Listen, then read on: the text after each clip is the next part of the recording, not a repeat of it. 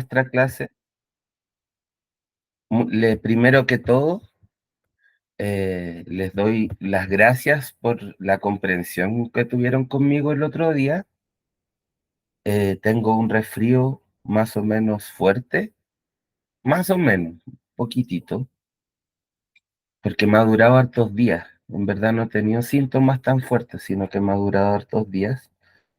Y el día lunes, cuando moví la clase, era el día en que tenía los síntomas más pesados. No podía, me costaba pensar con ese dolor de cabeza. Ahora puedo dar la clase, pero tengo la cámara apagadita para cuidar un poco mi intimidad estando enfermo. Em, Espero que eso no afecte negativamente la clase. Voy a tratar de ser muy expresivo con mi voz para poder compensar aquello que la imagen no da. Eh, Tampoco es que yo sea el mejor animador o actor del mundo, así que tampoco es tanto lo que se pierde, ¿no? Em, esta clase,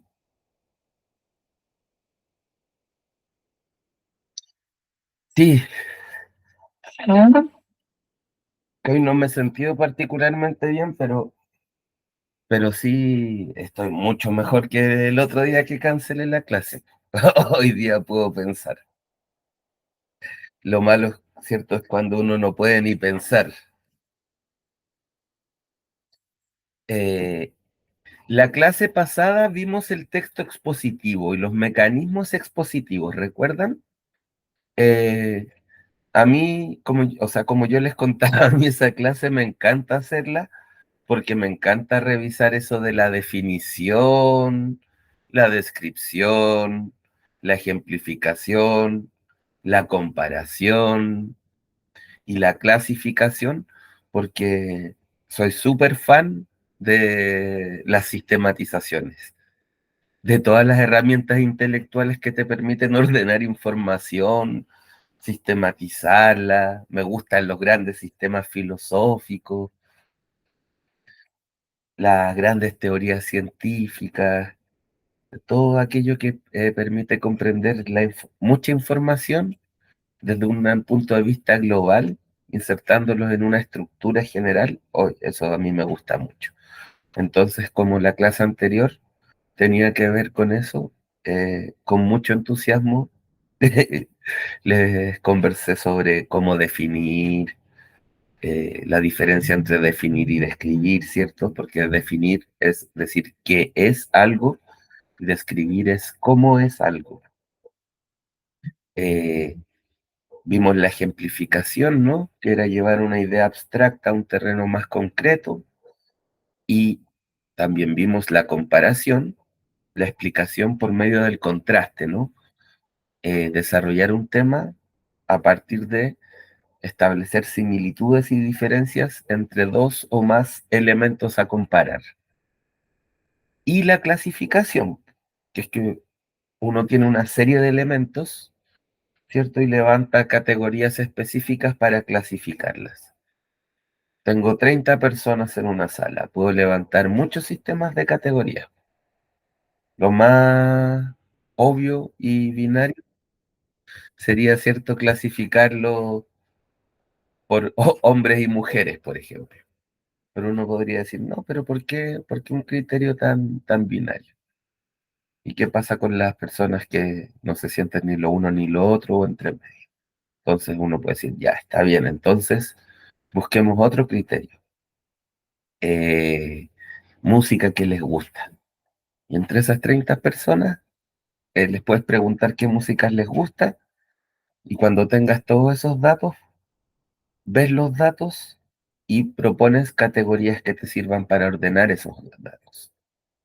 Esa es la magia del categorizar, una gran herramienta del intelecto humano. Em, y eso es lo que vimos la clase pasada, ¿no? En relación con el texto expositivo. Que bien alcanzó a llegar Fran antes de que empezáramos con lo nuevo.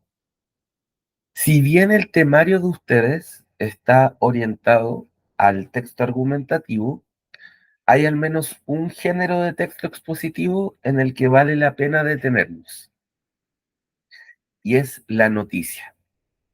Básicamente, y dicho muy, muy en corto, a ver, veamos aquí, ya. Eh, la noticia es un ejemplar de texto expositivo. ¿Por qué? Porque la principal finalidad de un texto expositivo es la transmisión de información. Y también la principal finalidad de una noticia es la transmisión de información. Además, decíamos que el texto expositivo busca ser objetivo, neutral y explícito. Una noticia se supone que también debe ser objetiva, neutral y explícita. Perdón. Entonces, para empezar a ver los temas de esta clase, me gustaría primero activar algunos conocimientos previos en la discusión. Esto se enfoca, por supuesto, ya en el área de los textos no literarios, ¿cierto? Estuvimos un buen eh, trecho en algún momento, al principio, eh, estableciendo esa diferencia, lo literario y lo no literario. Eh, yo entiendo la diferencia entre textos literarios y no literarios, dado que aquí estamos en textos no literarios, entonces para ubicarnos donde estamos, en que los textos literarios tienen un propósito artístico, estético, de creación literaria fundamentalmente, como uno puede entender una película, una obra de danza, una escultura. O sea, lo literario es el arte del lenguaje, el arte que se hace por medio del lenguaje. Entonces ahí la literatura está en el mismo pasillo que la música, el cine, la danza, la escultura, la pintura, etcétera. No se preocupe, Fran, la leí en el chat y me alegro de que haya llegado. Y por otra parte, ¿cierto? Los textos no literarios en general tienen un propósito que es más práctico, no es estético, ¿cierto? Estético se refiere a que, como cualquier obra de arte, que en última instancia tiene un propósito de contemplación artística. Los textos no literarios suelen tener una funcionalidad práctica, sirven para algo. Entonces, cuando uno habla en general del texto expositivo, uno dice, ¿para qué sirve el texto expositivo? Para informar. Esa es la utilidad práctica que tiene. Eh, Otro tema importante para poder conversar sobre este género periodístico es la diferencia entre hechos y opiniones. Me gustaría aquí activar el diálogo con ustedes, pues. ¿Cómo entienden ustedes la diferencia entre hechos y opiniones? Porque es súper importante a la hora de hablar del mundo de las noticias. Es lo que corresponde a la clase de hoy. Fran, para Fran, que llegó más tarde porque se estaba vacunando. Esta clase se llama Leyendo Noticias. Y les explicaba a tus compañeras y compañeros que si bien para el nivel en el que están ustedes, en el segundo nivel medio, está enfatizado el texto argumentativo antes que el expositivo, que es el siguiente tema aquí en esta lista, eh, vale la pena detenerse al menos a ver un género del texto expositivo que es la noticia, por lo importante que es, ¿cierto?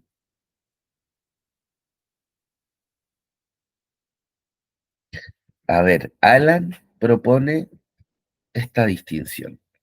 Un hecho es algo que se puede demostrar que es así, tal cosa. Y una opinión es un punto de vista de alguien hacia algo o alguien. Muy bien, Alan.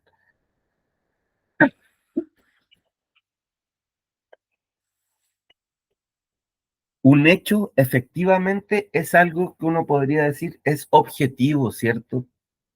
Que sea objetivo significa que no depende del punto de vista de tal o cual persona. Es así y es posible de demostrar. En cambio, la opinión, tal cual como dice Alan, emplea un concepto muy relevante que es un punto de vista de alguien hacia algo o alguien. La opinión ya involucra nuestra subjetividad, ¿cierto? Nuestra subjetividad, nuestro mundo interior. Son los lentes con las que miramos el mundo. Son nuestros sesgos particulares, que todas y todos los tenemos, ¿cierto? ¿Cómo lo hemos adquirido? Bueno, por la educación, lo que nos han enseñado en la casa, nuestras propias experiencias, lo que hemos leído, lo que hemos visto en los medios de comunicación, las cosas que consumimos, etcétera. Todo eso nos va, em, tal vez incluso ciertas disposiciones genéticas, vaya a saber uno, que influyan en nuestro carácter, en nuestra manera de ser y mirar y apreciar y existir en el mundo, eh, de tal manera que cuando miramos el mundo, muchas veces nos estamos mirando a nosotras mismas o nosotros mismos, ¿no? Eso es bonito, es como una visión subjetiva de la realidad, siempre es ver en el afuera un poco lo que hay adentro, ¿no? Entonces, eso es súper válido, es súper importante, pero no es parte del texto expositivo, ¿cierto? El texto expositivo tiene una naturaleza objetiva. Y bueno, ese es el siguiente tema, ¿cierto? ¿Cuál dirían ustedes que es la diferencia fundamental entre la finalidad de un texto expositivo y la finalidad de un texto argumentativo?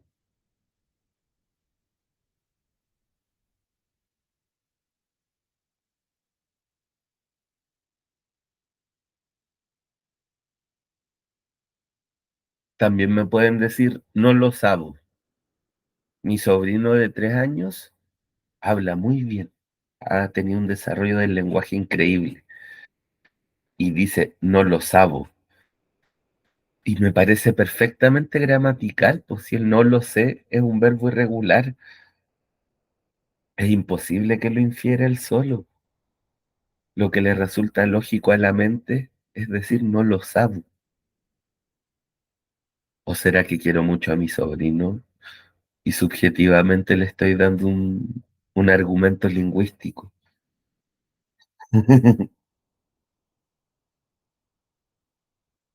Yo siempre me pregunto eso. ¿Será que las cosas son así? ¿O que yo estoy poniéndole mi lente, digamos, particular a las cosas? Es una pregunta que desde que soy niño, desde que aprendí que era lo subjetivo y lo objetivo, en una clase de octavo básico de lenguaje y de antes, que cuando me acuerdo como a los 7 años haber tenido una conversación con mi padre donde yo le decía, ¿y cómo puedo saber que lo que yo veo como un triángulo es lo mismo que tú ves como un triángulo? Desde chico que me interesaban esos temas. Pero ustedes están yo. Me da risa ser tan tú. Eh, ¿Qué implica esto del texto expositivo y el texto argumentativo? ¿O no saben? ¿No lo sabo? Como dice eso mi sobrino. Porque si no lo sabo, ya. Muy bien, está súper bien no saberlo, ¿cierto? Porque para eso uno viene a clases, para aprender. Este es un lugar perfecto para no saber. De hecho, mientras más no sepamos, mejor, porque tenemos más espacio para aprender. El texto expositivo tiene como principal finalidad la transmisión de información. Por lo tanto, se relaciona más con los hechos y con lo objetivo. Miren, ahora el Google Meet tiene herramientas nuevas para que uno pueda escribir encima de las diapos, así que ya no tengo que abrir Paint. Imagínense lo feliz que estoy.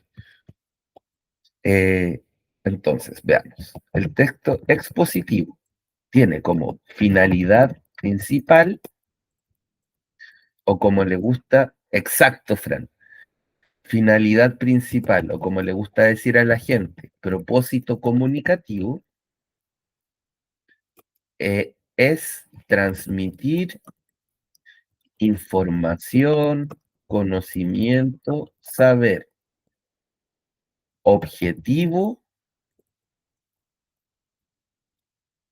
sin sesgos propios del individuo, ¿cierto? ¿No se lee lo que estoy escribiendo de verdad? A ver, y ahí es que a lo mejor no se lee cuando lo estoy escribiendo. Ya, sin sesgos propios del... Claro, mientras lo estoy escribiendo no se lee. Neutro sin tomar partido explícito. Si no requiere segundas lecturas para entenderse. Ya. Entonces, esto podemos decir por un lado el texto expositivo. Pueden sacarle pantallazo si quieren. La finalidad principal, como habíamos hablado en la clase, el propósito comunicativo del texto expositivo es transmitir información, conocimiento, saber. eh, Se le puede caracterizar por ser objetivo, o sea, no tener sesgos propios del individuo o la individua, neutro, o sea, que no toma partido frente a lo que está diciendo, y explícito, no requiere segundas lecturas para entenderse. Debería ser algo de lectura relativamente simple. Obviamente que hay temas que son difíciles, pues, y que tú te puedes esforzar por escribirlo lo más simple posible, pero el tema es difícil. Por ejemplo, no sé, pues si quiero escribir un resumen de la filosofía moral de Kant, ¿cierto? Puedo ser lo más explícito y simple en mi lenguaje, pero el tema es difícil, pues así que el texto quedaría difícil igual. Pero, claro, la idea sería que siempre el texto expositivo aspira a tener el lenguaje más simple y universal, a que lo pueda comprender todo el mundo. Y por otro lado tenemos el texto argumentativo.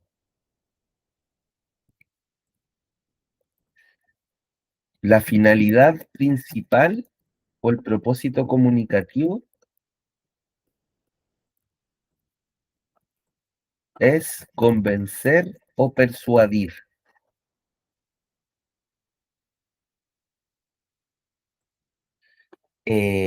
Entonces lo podemos relacionar con lo subjetivo, se relaciona con lo subjetivo, se relaciona con la opinión, se relaciona con los argumentos y las tesis. La tesis es una idea que se defiende mediante argumentos.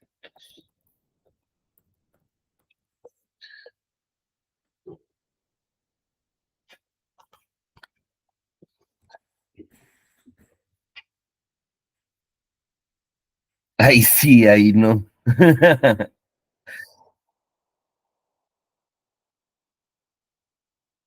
¿Se entiende la diferencia? Porque si ustedes miran su temario, los textos no literarios aparecen divididos en expositivos y argumentativos.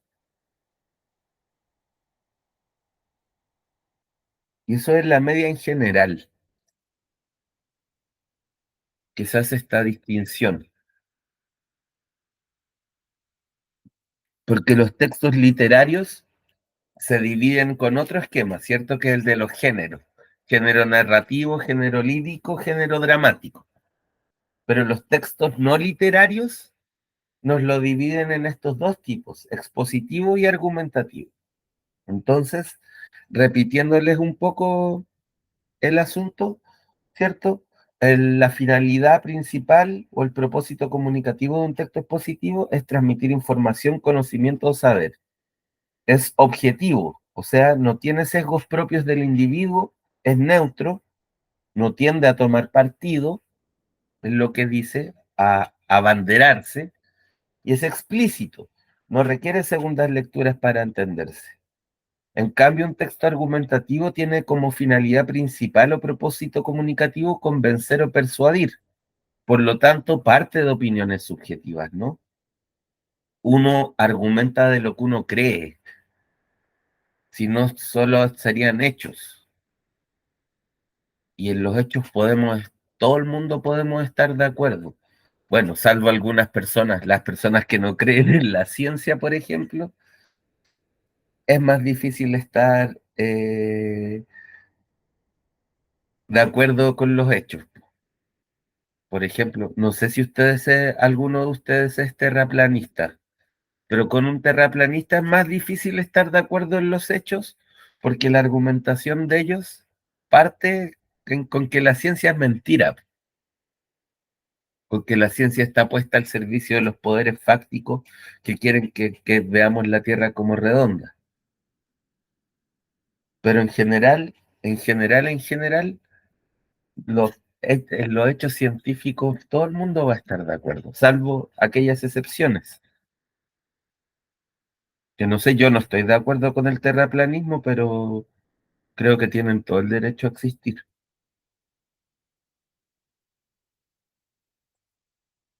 ¿Qué son los sesgos? Pregunta Alan. Muy buena pregunta.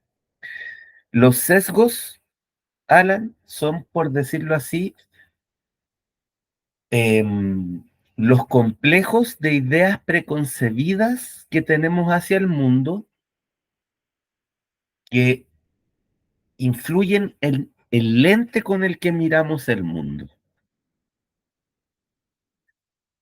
¿Ok? Entonces, por ejemplo,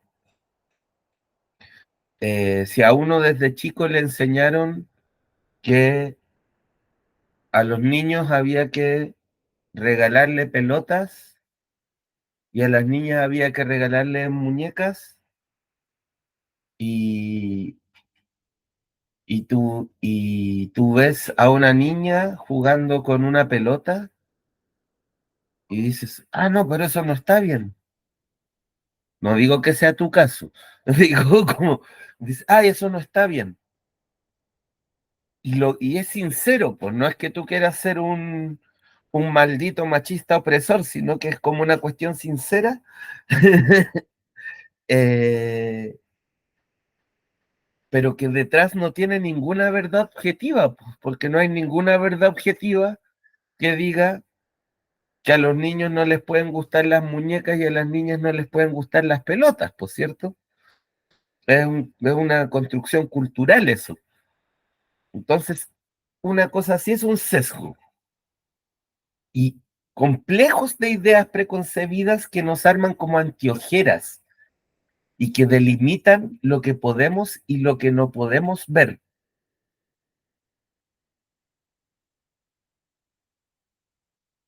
Yo alguna vez leí que, por ejemplo, hablando de lo poderoso de los sesgos, que dicen que cuando llegaron los españoles a América, eh, no vieron los barcos llegar porque para esas personas no existía el concepto de barco. Entonces, cuando mirabas el mar, no buscabas barcos. Entonces, eh, los barcos fueron algo que apareció de repente, pues no tenían un concepto previo. En ese sentido, no tenían un sesgo previo que les permitiera identificar el barco como barco. Por eso el sesgo, Alan, en general tiene como una especie de connotación negativa, como la palabra prejuicio. Y es cierto, porque hay sesgos que son negativos, que perpetúan estereotipos, ¿cierto? Y que le hacen daño a la gente. Pero en estricto rigor es imposible también conocer la realidad sin sesgos o preconceptos. O sea, si a mí me tuvieran que demostrar cada vez que me voy a servir agua de la llave que el agua no está envenenada, me sería imposible vivir así, ¿cierto? Entonces tengo que tener el preconcepto de que el agua de la llave no está envenenada, aunque es algo en verdad que no tengo cómo probar a menos que me compre como un kit de análisis químico y lo aplique cada vez que me sirva agua. ¿Me explico? ¿Es satisfactoria la respuesta que te di, Alan, o no tanto?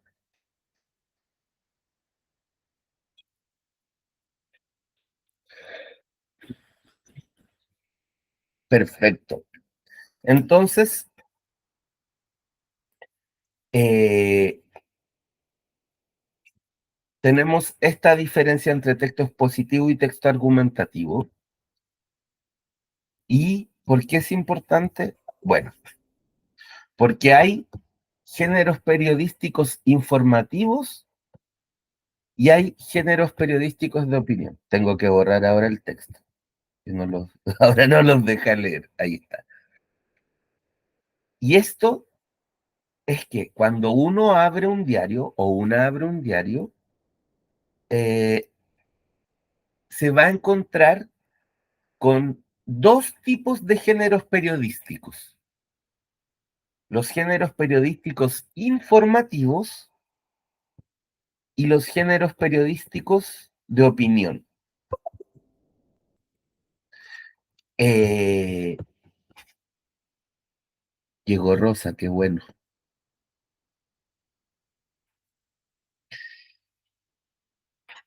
Todos los géneros periodísticos caben en una de de estas dos categorías. Géneros periodísticos informativos y géneros periodísticos de opinión. Y tenemos mucha suerte porque es la misma distinción que el texto expositivo y el texto argumentativo, básicamente.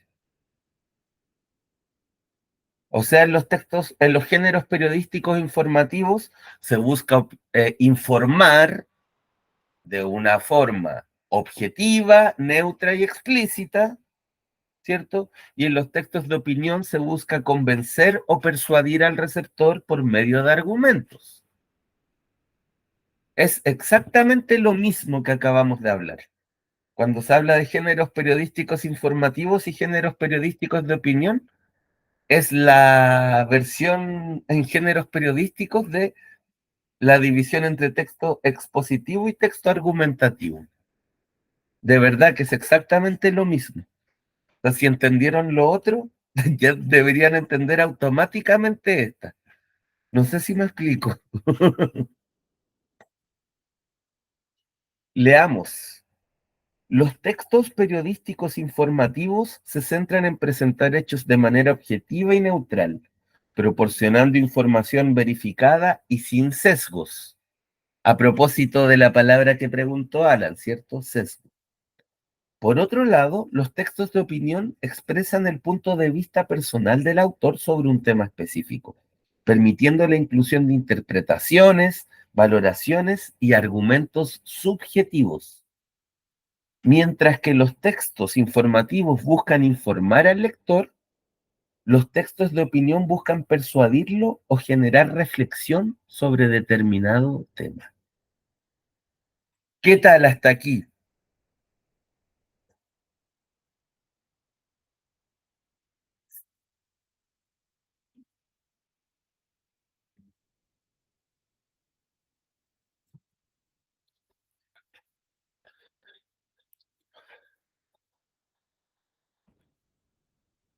¿Van bien? Fran dice que vamos bien. ¿Qué dice Alan?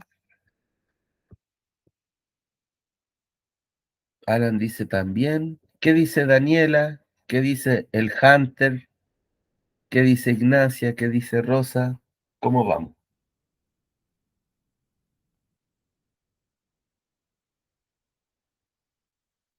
El Hunter, usted no se llama el Hunter por Hunter x Hunter. Todo bien, profesor. Muchas gracias, Daniela.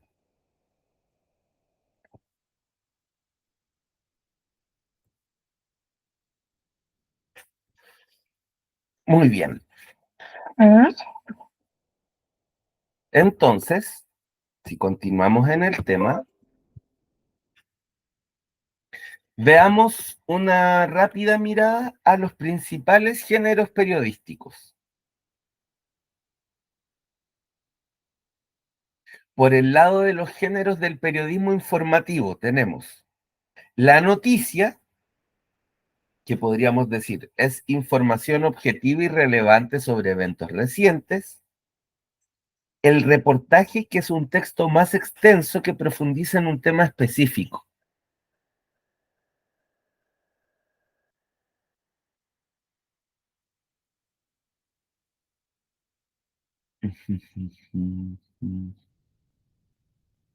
Si le recomiendo que Alan, perdón, me fui al tema en el que estábamos ahora y perdí la referencia. Hunter x Hunter. Absolutamente, Alan. Absolutamente. Para mí es una de las obras más brillantes que he visto en toda mi vida. Me deslumbra la creatividad que tiene detrás de eso. Es un mundo tan complejo. No sé, para mí Togashi, el creador de Hunter x Hunter, está a nivel de Tolkien, como este tipo de creadores, o la creadora de Harry Potter, como esta gente que crea universos. Bueno, One Piece también, yo no la he visto, pero mis mejores amigos, casi todos son fanáticos de One Piece, y amigas. Me junto con pura gente nerd, que le gustan las humanidades, la filosofía, la política, el anime y la espiritualidad oriental.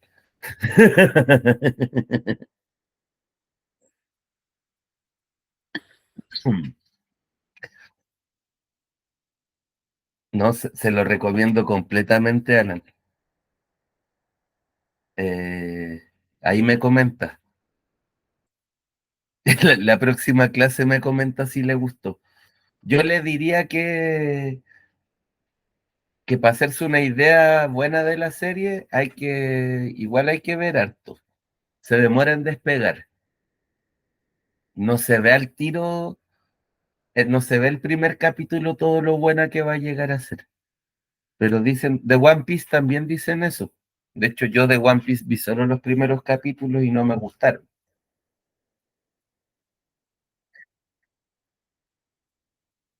Eso, lo bueno de ser profe es que uno se puede permitir estos ratitos de hablar de otra cosa porque eh, así genera como espacios entre una parte de la clase y otra.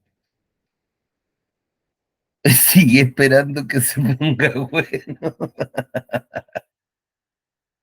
Oh, qué gracioso, Alan. Ya, estábamos viendo los géneros periodísticos informativos y los géneros periodísticos de opinión, ¿cierto? Eh, Dijimos que los géneros periodísticos informativos básicamente son el texto expositivo, y los géneros periodísticos de opinión básicamente tienen las mismas características que el texto argumentativo. Y estábamos viendo la lista de los géneros informativos.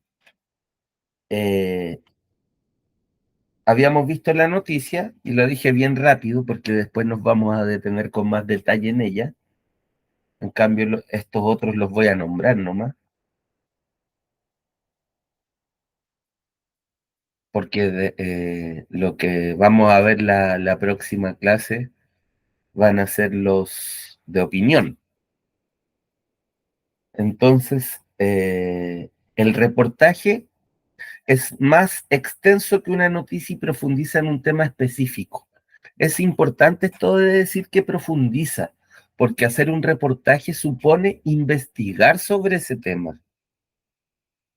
Eso es importante. Eh, el reportaje es una investigación que hace un o una periodista. La entrevista también es un género periodístico informativo y ustedes podrían decir, pero la persona entrevistada opina. Sí, por supuesto, la persona entrevistada opina, pero se supone que el entrevistador o entrevistadora no debiera opinar, debería mantener su rol de periodista. Entonces, la entrevista es un diálogo entre el periodista y una persona relevante para obtener información o puntos de vista, porque la finalidad de la entrevista es informar al público, no debería ser acorralar a la otra persona tampoco, po, a menos que tal vez que tenga enfrente una persona muy corrupta o algo así. Eh, luego está el género de la crónica. La crónica es el texto narrativo dentro del periodismo, por decirlo así. Pero a diferencia del género narrativo de la literatura, que es ficción, la crónica es una narración detallada de eventos que suceden y en la que el periodista se ve involucrado. Entonces, puede ser, por ejemplo, la crónica de un día en la moneda. ¿Cómo es pasar un día en la moneda? Y escribe esa experiencia. Y finalmente el artículo de fondo, que es como una especie de mega reportaje, porque es un análisis en profundidad de un tema con contexto y perspectivas múltiples. Puede ser un conjunto de reportajes incluso, como un número temático, por ejemplo, con hartos reportajes sobre algo. Y eso ya supone esfuerzos investigativos mayores.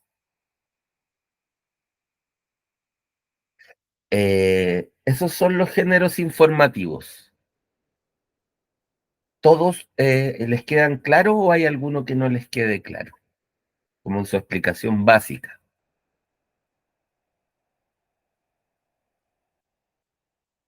Bien, muchas gracias, Fran. Muchas gracias, Alan. Son lo máximo. Bueno, los textos de opinión, algunos subgéneros importantes son, el primero, la columna de opinión. La columna de opinión es un texto habitualmente regular, o sea, es de un autor que se repite, que lo invitan a escribir, no sé, pues una vez a la semana, escrito por un autor que expresa su punto de vista sobre diversos temas. Si ustedes ven en los diarios chilenos, en las columnas de opinión, casi siempre escriben personas que se dedican a la política, personas que vienen del mundo académico, personas que vienen de fundaciones, personas que trabajan en centros de estudios, los que se llaman los think tanks, que son centros de estudios muy habitualmente ligados a partidos políticos. Habitualmente es esa la gente que escribe columnas de opinión en los medios de comunicación hegemónicos chilenos. Pero en estricto rigor, cualquier persona podría escribir una columna de opinión. No es que usted tenga que ser un diputado para que su opinión valga la pena de ser publicada en un medio, ¿cierto? Menos en una sociedad democrática, que se supone que busca e incentiva la participación de la ciudadanía. A veces también yo me pregunto si eso será así o no, o es en el papel nomás que es así, lo de que se incentive la participación, y si en verdad será en el papel la democracia y en verdad que nos alejan más todavía de la toma de decisiones y la participación en los asuntos importantes del país. Es una pregunta que siempre vale la pena hacerse.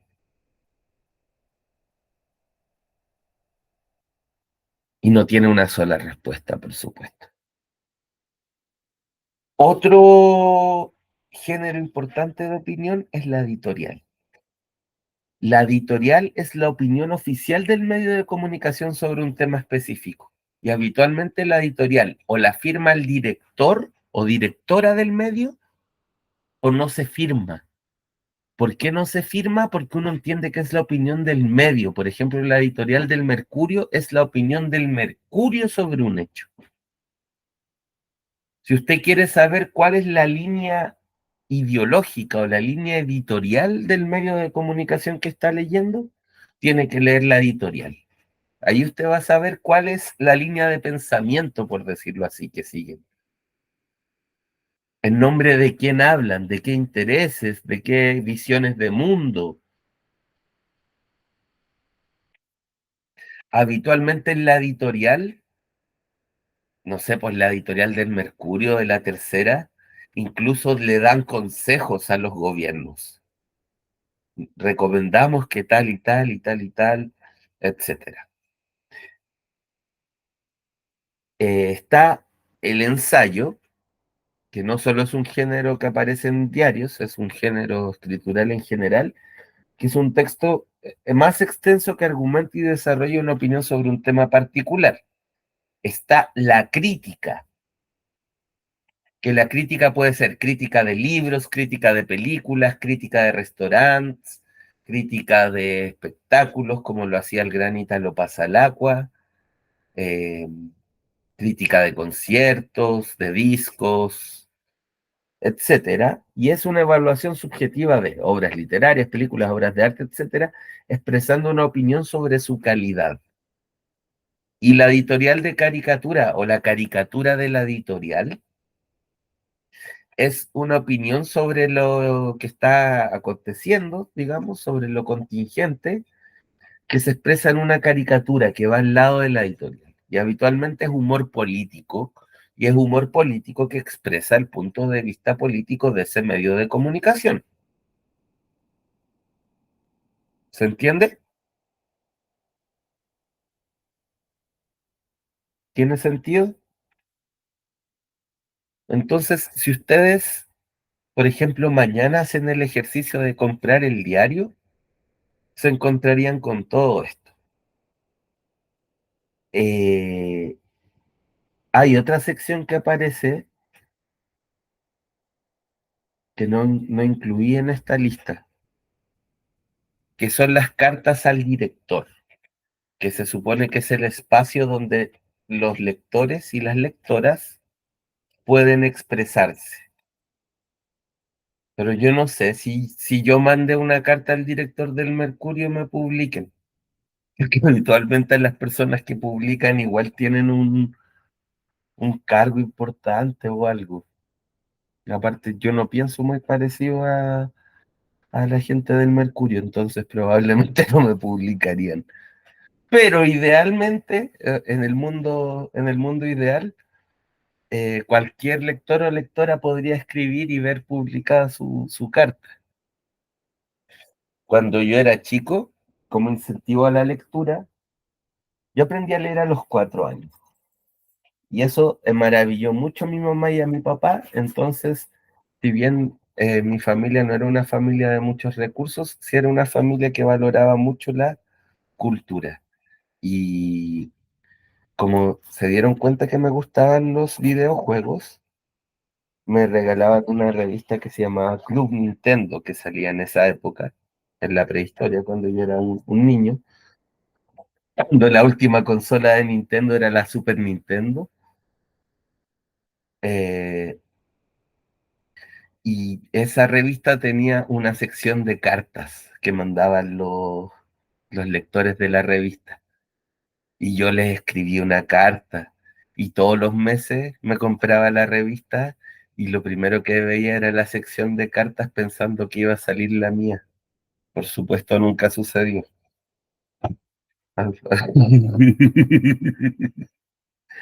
¿Cuántos años tengo yo?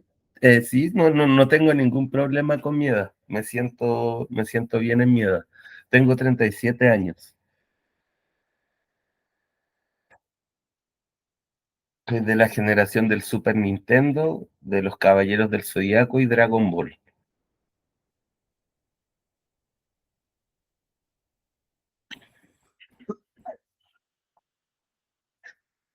Claro, pero entre los jóvenes soy viejo. Los viejos me ven joven y los jóvenes me ven viejo. Eso es lo que pasa a mi edad. Cuando más te acercas a los 40, que es a lo que los gringos le dicen la midlife, y dicen que a esta edad a uno le da una crisis que es la midlife crisis. Y Faith No More tiene un tema muy bueno que se llama así, ¿no? Usted tiene 17, sí, pues muy joven, es 20 años menor que yo, imagínese. Pero no se va a dar ni cuenta con lo rápido que van a pasar esos 20 años.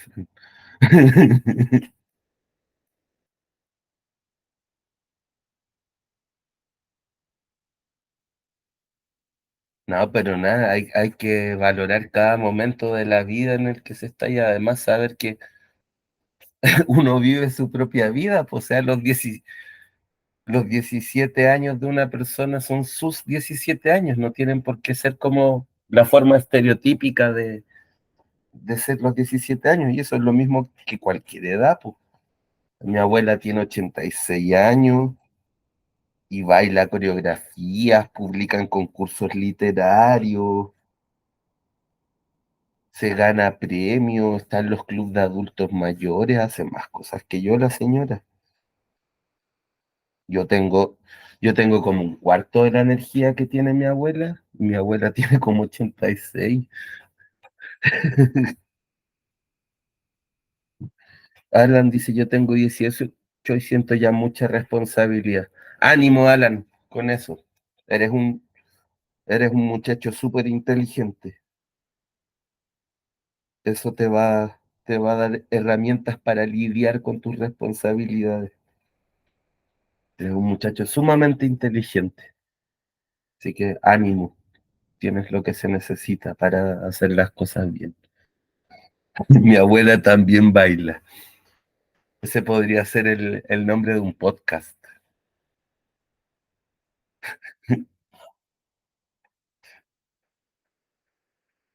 Ya. Ahora vamos a hablar de la noticia. Nos vamos a enfocar en la noticia. La noticia, por supuesto, es una cuestión súper importante para la vida democrática, ¿no? Porque la vida democrática supone que, en última instancia, las decisiones las toma la ciudadanía, aunque sea en una democracia representativa como la que tenemos, en la que la ciudadanía escoge representantes cada cierto tiempo, pero igual, al menos en estricto rigor, escogemos los representantes que tomarían las decisiones que tomaríamos nosotros o nosotras. Esto en estricto rigor, sabemos que al final escogen a la persona que sale más en la tele, pero en estricto rigor deberíamos votar por las personas, ¿cierto?, que van a defender ideas más parecidas a las que tiene uno que tiene una. Desde ese punto de vista, para poder tomar esa decisión de manera, las decisiones que involucran nuestra participación en la vida democrática, en la vida común, es necesario que tengamos conocimiento, información sobre nuestra realidad social, sobre la contingencia y la actualidad, pero no solo sobre la contingencia y la actualidad, porque uno puede saber mucho sobre contingencia y actualidad y si no sabe de historia está frito, porque toda la contingencia y la actualidad se explican como grandes procesos históricos. Bueno, en ese sentido, se pueden dar cuenta de la inmensa importancia que tienen, por un lado, los medios de comunicación, que son los que te informan sobre el presente, y por otro lado, las profesoras y profesores de historia, que son los que te enseñan a cómo entender el presente desde el pasado, ¿no? Tienen una importancia fundamental para la vida democrática. Yo pienso, pues los medios te ayudan a entender el presente, las y los profes de historia te ayudan a entender el pasado. Y con eso tú te puedes hacer una idea de las cosas y tener un pensamiento propio y pensar, a mí me gustaría que el país fuese hacia este lado, entonces como ciudadano voy a intentar empujar las cosas para allá. El punto cierto que es que la noticia es súper importante para la vida democrática, que es como uno de los pisos comunes que tenemos como en la civilización moderna. Obviamente todavía existe gente que cree que deberían haber reyes, pero la gran mayoría del mundo cree que es mejor, que aunque sea un sistema muy imperfecto, es mejor tener elecciones a tener un rey o tener un dictador. Yo también creo que puede ser un sistema muy imperfecto, pero es mucho mejor que todas las alternativas. Entonces, claro, desde un punto de vista, este contenido de la noticia tiene como este brillito ciudadano, por decirlo así. Pero aparte, otra cosa que yo encuentro interesante de reflexionar cuando se habla de la noticia, ¿te da risa que me ría? ¿Y por qué te da risa que me ría? A mí me da risa que te dé risa que yo me ría. Podemos hacer una cadena infinita de risas. Otra cosa que me parece importante de destacar cuando se habla de la noticia, porque ahora vamos a ver como las características estructurales de una noticia, pero son cosas que uno reflexiona. ¿Qué es lo que vuelve una noticia noticia? ¿O qué es lo que vuelve un acontecimiento digno de ser noticia? Porque no sé, pues si uno ve noticias de farándula, uno ve que una persona haya sido vista en la disco con otra persona, parece que es noticia. Pero que se abra una biblioteca popular en una población en el sur de Chile, no es visto como noticia. Cuando para mí es mucho más importante que se abra una biblioteca popular en una población en el sur de Chile a saber con quién anda tal futbolista. Catástrofes, sí, las catástrofes son noticias siempre, ¿cierto? En parte porque responden a un miedo permanente que tenemos. Temas interesantes, algo que atrapa a la gente, lo novedoso también es noticia. El problema de otros es fuente en las noticias. O sea, estos días me ha tocado ver un montón de noticias sobre Shakira y el ex de Shakira que despidió a la nana y no le pagó la indemnización y ella lo demandó y ella ahora es la nana de Shakira y viaja con Shakira y Shakira la trata muy bien y que Shakira es una muy buena empleadora, muy, muy respetuosa, digamos, con el trabajo que hace esta mujer. En cambio, el ex de Shakira era como un déspota autoritario, malo y, o sea, yo estoy con Shakira, por supuesto que soy Team Shakira, pero no sé por qué sé tanto de Shakira si yo no la he buscado. Yo no he tenido ninguna intención en saber más de Shakira, pero me salen montones de noticias de Shakira. Tal vez el error fue haber apretado la primera vez que vi una noticia de Shakira y el algoritmo me estigmatizó para siempre como alguien que está hambriento de noticias, existencialmente hambriento de noticias sobre Shakira. El Shakira verso. Muchas gracias, chicas y chicos, porque en este resfrío, el buen ánimo que me dan las tallas que dicen ustedes, creo que me contribuye mucho a que me vaya sintiendo mejor. Ustedes saben que el ánimo afecta en el sistema inmune. Shakira verso ya me mató. ¿Por qué sé tanto del Shakira verso? No quiero saber tanto de eso. Gracias, bacán. Nos subimos el ánimo mutuamente. Mm. Y el Shakira verso, Oh, qué gracioso. Bueno, eh, entonces ¿qué cosa puede ser un hecho noticioso o no? Es algo súper variable, ¿cierto? Poniéndonos serios, como de las características de una sociedad, básicamente. Porque, por ejemplo, Argentina, miren, a mí no me gustan mucho los nacionalismos. O sea, para mí lo importante es que somos seres humanos y no la nacionalidad de las personas. Pero uno puede ver tendencias culturales. Y en Argentina hay una tendencia a la lectura y a la formación intelectual que es mucho, mucho, mucho más notoria que acá, como a nivel de la media de la gente.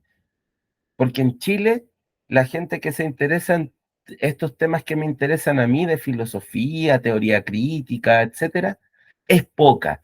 Y es como gente como con un sesgo bien pronunciado, por decirlo así. Pero en Argentina es mucha la gente que lee, hay librerías por todas partes. Entonces, una consecuencia de eso es que en Argentina hay suplementos literarios muy buenos y que un hecho literario puede volverse noticia. Entonces yo pienso, claro, pues eso es porque esta sociedad valora la literatura, entonces la literatura es algo importante para ellos y cuando pasa algo importante en literatura, eso se vuelve noticia.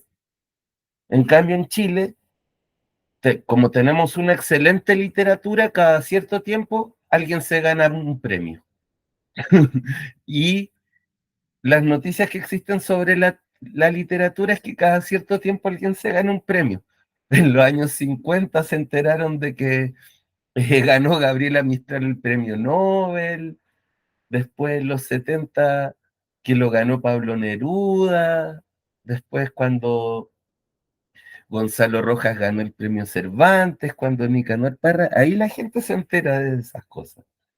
Pero el resto del tiempo pareciera que el mundo cultural ocurriera como en un mundo paralelo.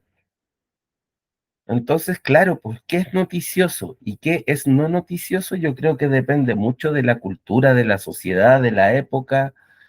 Como decía arriba Fran, lo que atrape a la gente en ese momento también. Bueno, cuando las sociedades se polarizan y se politizan más, que son cosas que suelen ir de la mano, como lo que pasó en Chile para el 18 de octubre, también las noticias se vuelven más políticas y la gente anda más pendiente de eso, ¿cierto?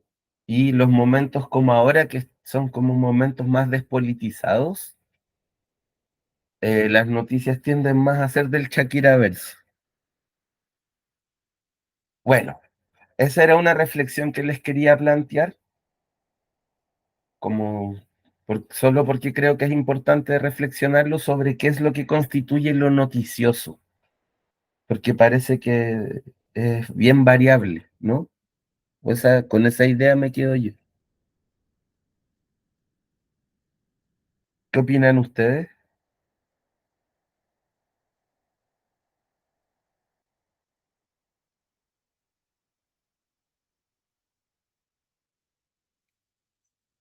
Lo mismo.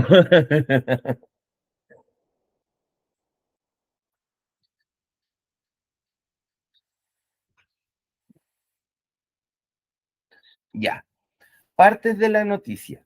Primero vamos a ver este texto, pero después vamos a ver un esquema, así que no se urjan si no captan aquí a la primera. Después lo vamos a ver graficado y va a quedar súper clarito. Partes de la noticia. Una noticia periodística escrita consta de varias partes esenciales.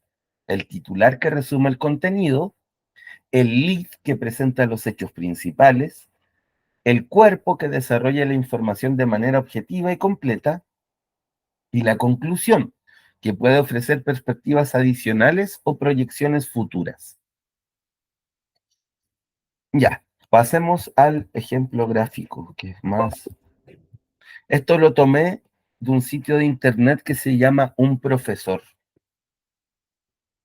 Y Lo tomé, y obviamente tengo que señalar que lo tomé de internet, porque también uno no tiene por qué inventar la rueda de nuevo. Si alguien lo hizo y lo hizo bien, ¿para qué hacerlo otra vez? Em, Pueden ver aquí, voy a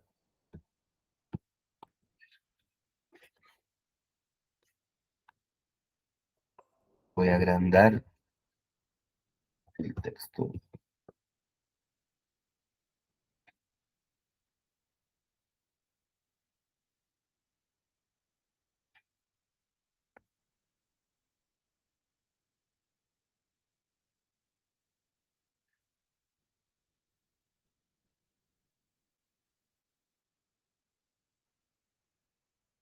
Ya.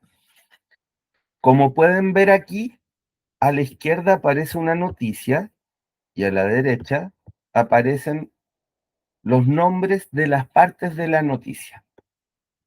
Y ahora se los voy a explicar. Vamos a empezar por el titular. El titular tiene dos funciones principalmente. La primera es sintetizar el contenido de la noticia y la segunda es presentarlo de una manera que capte la atención del posible lector o lectora. Habitualmente el titular está escrito con letras más grandes para que se vean más. Eh, por eso es fácil de reconocer y es una síntesis de la noticia. No siempre, a veces, arriba del titular hay un texto más pequeño. Ese texto se llama epígrafe y funciona como una especie de comentario al titular, como impresionante. Descubren ciudad más antigua de Europa. Decepcionante. Descubren ciudad más antigua de Europa. Irrelevante. Descubren ciudad más antigua de Europa. No sé si me explico. Es como una especie de comentario sobre el titular. Abajo tenemos, abajo del titular, y este aparece ya casi siempre porque el epígrafe solo aparece a veces, tenemos la llamada bajada o subtítulo de la noticia. La bajada o subtítulo de la noticia cumple la función de ampliar la información que aparece en el titular.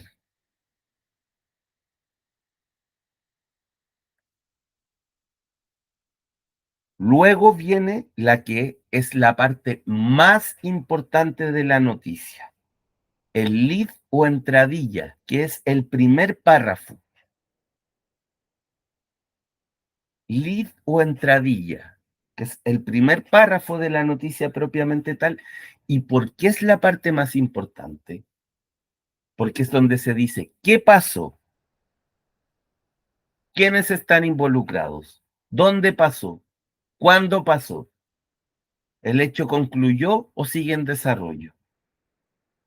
¿Por qué es importante?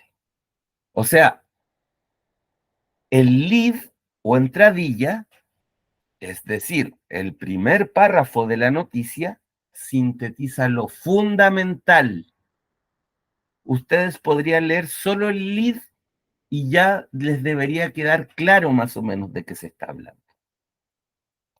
Y luego, finalmente, viene esta sección última que se llama cuerpo de la noticia, donde se profundiza en lo que se dice en el lead bajo una estructura que en el periodismo le llaman la pirámide invertida, porque se va desde lo más importante, ¿cierto? Aquí arriba, a lo menos importante o lo más anecdótico. Por eso se llama la pirámide invertida. Esta estructura de las noticias es estándar. Si ustedes se fijan, todas las noticias son así. No es como que la noticia sea como un espacio para innovar literariamente, digamos, si es que me doy a entender. No es un lugar donde explorar la creatividad, tiene un formato súper definido. Entonces veamos ahora con el ejemplo del texto, antes de que les mande a leer noticias,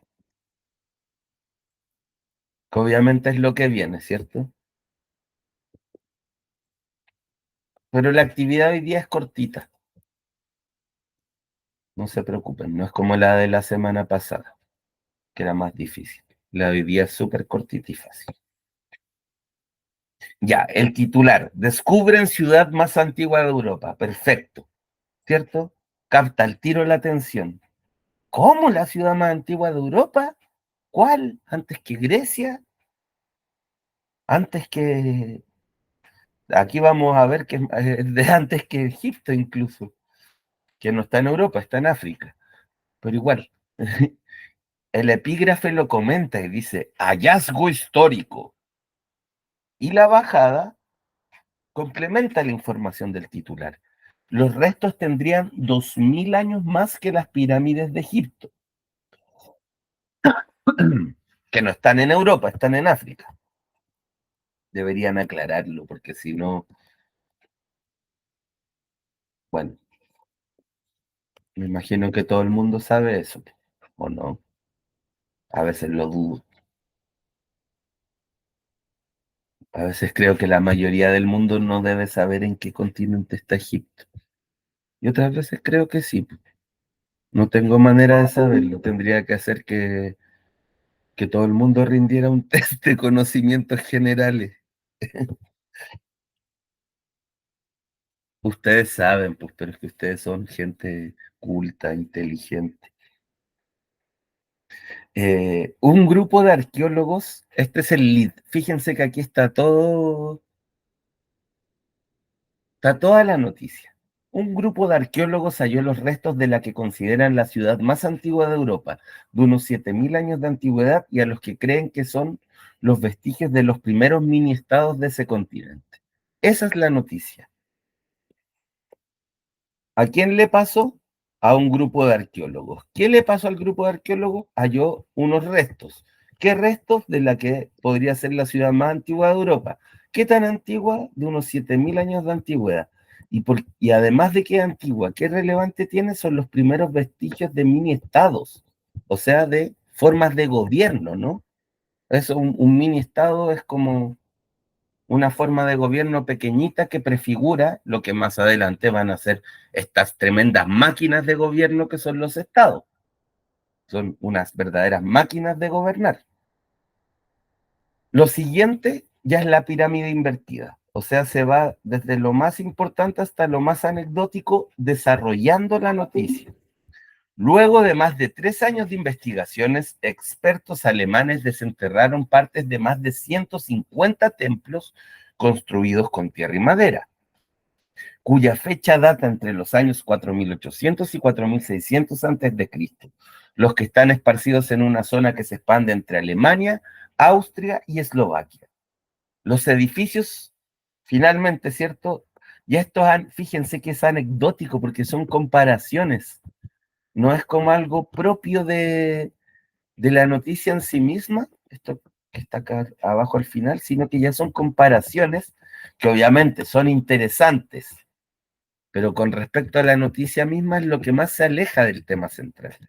Los edificios habrían sido construidos unos 2000 años antes de las pirámides de Egipto y del monumento del Stonehenge en Gran Bretaña, según dijo el diario inglés The Independent. ¿Qué tal con las partes de la noticia?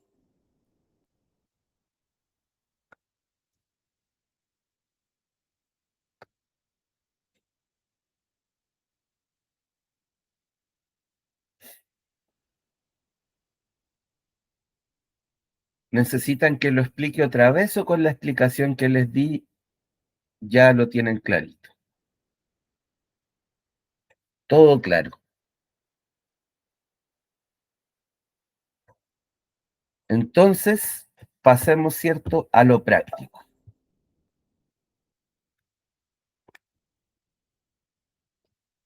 Les voy a poner el link en el chat.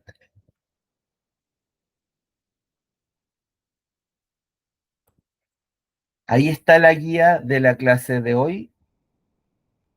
Yo creo que en 10 minutos la hacen, es cortita. Así que la corregimos en 10 minutos, ¿les parece? A las 7:40.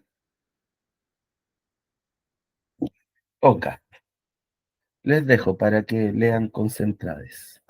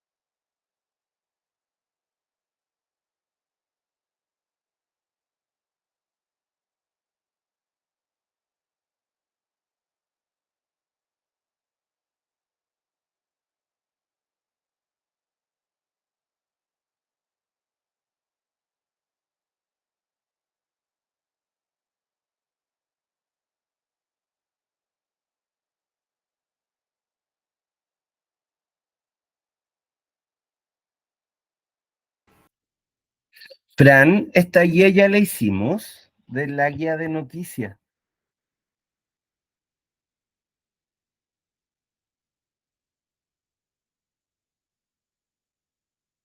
La hicimos la clase pasada.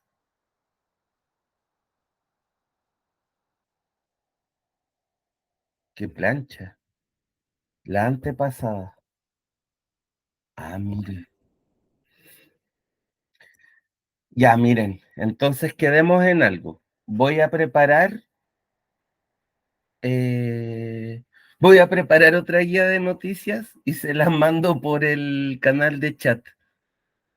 Y ahora nos vamos al que aprendimos hoy. Si igual fue una clase bien nutrida, ¿o no? Hablamos de hartas cosas. Así que yo igual me siento satisfecho.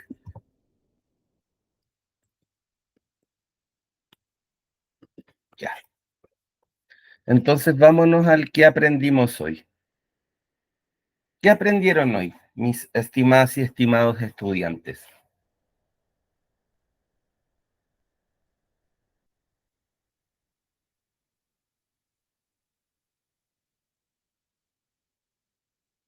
Si es que aprendieron algo, a lo mejor no aprendieron nada, pero lo pasamos súper bien, sí. La estructura de la noticia, bien, bien, Fran, ¿cierto? El titular, el epígrafe, la bajada, el lead y el cuerpo de la noticia. El titular sintetiza la, la noticia y llama la atención del público, ¿cierto? El epígrafe comenta el titular. La bajada complementa la información del titular. El lead es el primer párrafo y responde a todas las preguntas principales de la noticia y luego se desarrolla en detalle la noticia desde lo más importante hasta lo menos importante. Rosa me dice, profe, ¿usted me ayuda con la clase pasada sobre los textos? Dígame, ¿qué necesita? Sí, nos reímos harto hoy.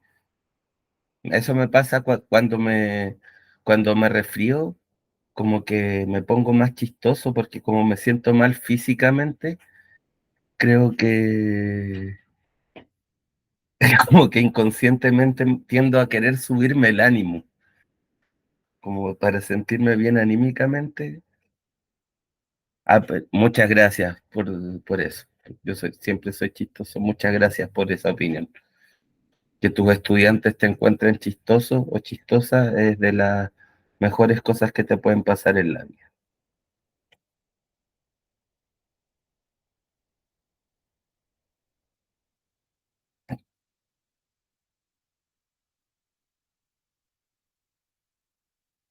Los textos que se ponen a las... A ver,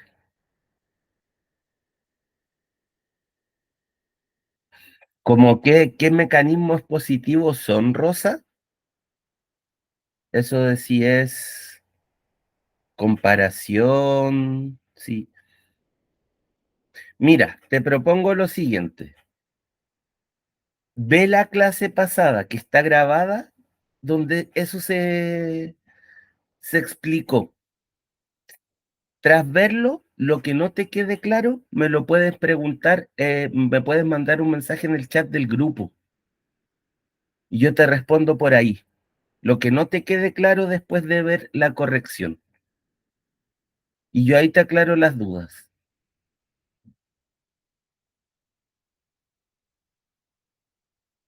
Ah, necesita usted que le diga cuál es cuál nomás. ¿Eso? Es que todas les van a salir malas, porque las preguntas abiertas no se corrigen automáticamente. Tienen esa deficiencia. Las preguntas por alternativas se corrigen automáticamente porque uno las deja programadas, pues la correcta es la B, pero en cambio, en las preguntas de desarrollo no las puede corregir, pues. No tiene la tecnología, todavía no existe la tecnología para hacer eso. Yo creo que va a existir en el futuro, sí, en no mucho tiempo más, pero por ahora no existe. Entonces, a ver, recursos del texto expositivo. Sí, pues sí, eso es lo que pasa. Mire, yo le voy a decir cuál es cuál entonces. Ya, aquí. La uno es definición. Este párrafo es definición. Este párrafo es ejemplificación. Este párrafo es comparación y este párrafo es descripción. Y en el otro texto, el primer párrafo es comparación. El segundo es descripción. El tercero es definición y el cuarto es ejemplificación. Esas son las respuestas, Rosa.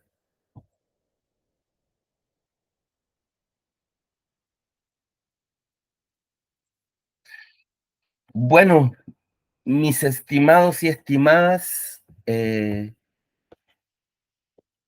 gratitud siempre tener clases con ustedes y que sean tan bien recibidas las clases. Me llena de felicidad, de emoción, de contento saber que ustedes también disfrutan de esta clase, como yo lo hago. Eso hace que uno haga su trabajo con mucha motivación.